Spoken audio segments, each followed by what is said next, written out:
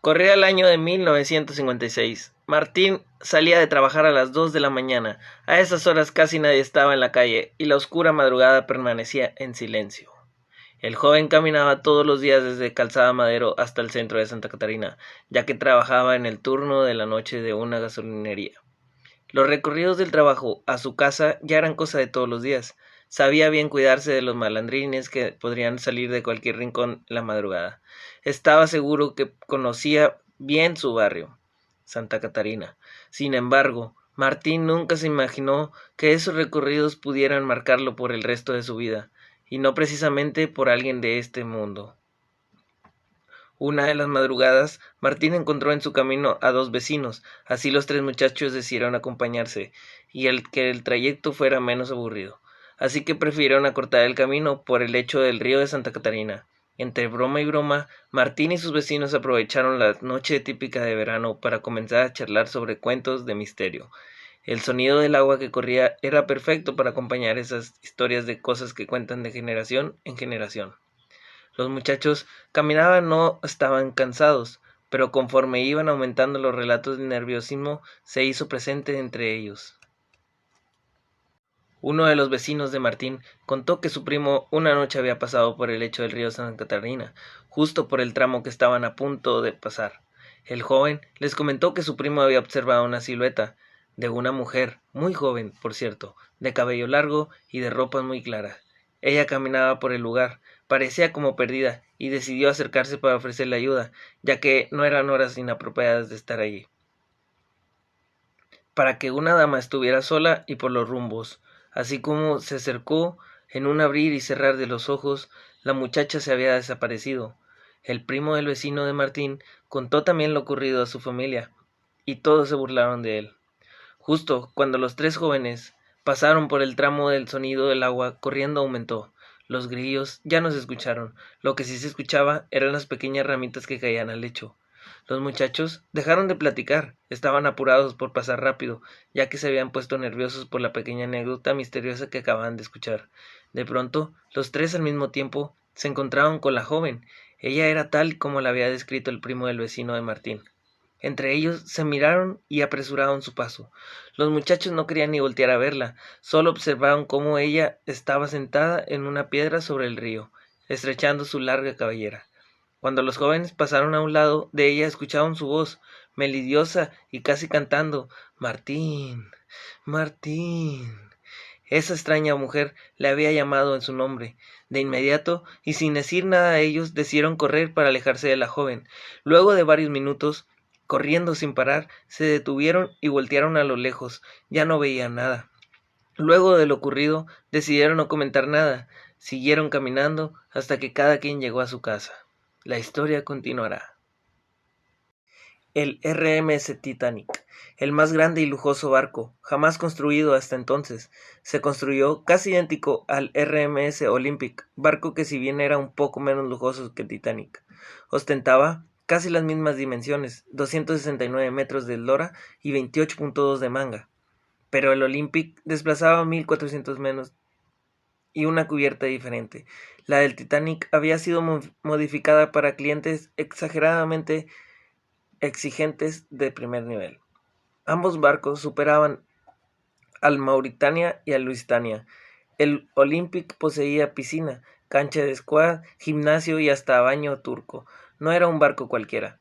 Titanic lo superaba, solo en algunas cosas, y lo terminó superando con creces, pero su terrible destino nunca jamás se lo habían imaginado.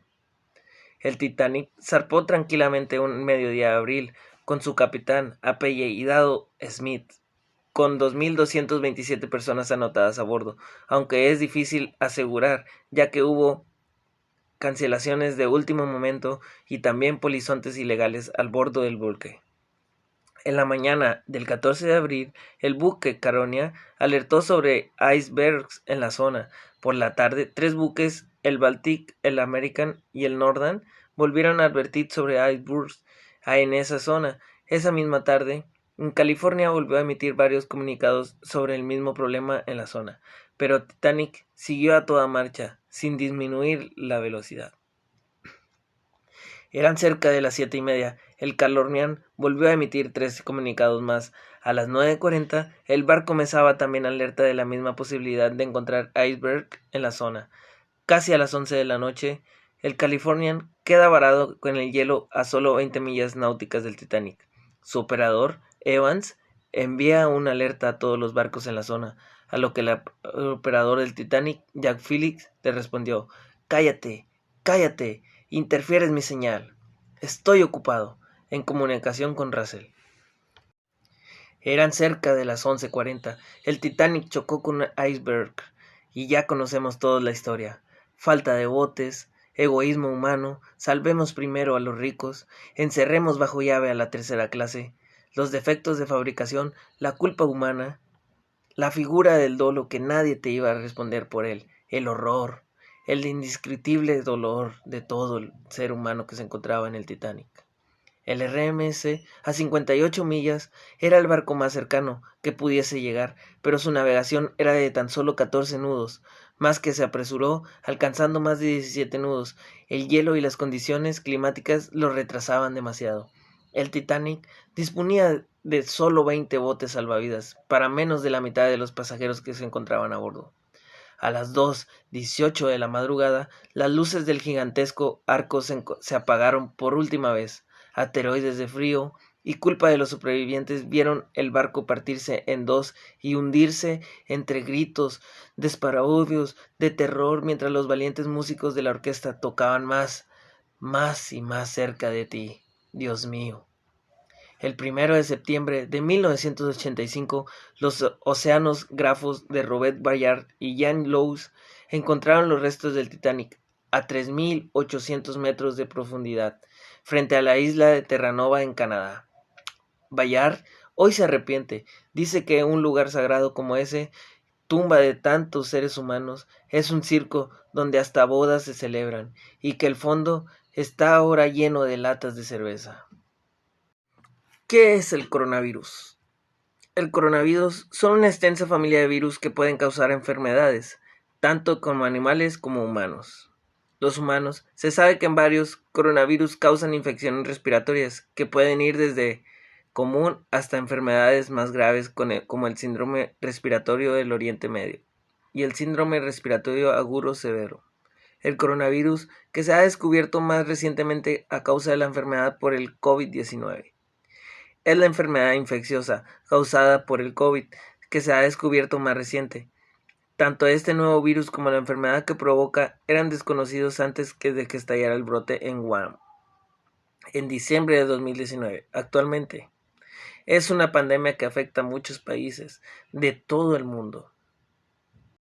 Los síntomas más habituales del COVID-19 son la fiebre, la tos seca, el cansancio y otros síntomas más. 1 de cada 5 personas que contraen el COVID acaba presentando de un cuadro grave y experimenta dificultades para respirar. Personas mayores de edad y las que padecen afecciones médicas previas como hipertensión arterial, problemas cardíacos, diabetes, cáncer, etc. Las personas de cualquier edad que tengan fiebre o tos, además respiren con dificultad, sientan dolor u opresión en el pecho o tengan dificultades para hablar, es posible. Se recomienda llamar primero al profesional sanitario o centro médico para que estos remitan al paciente.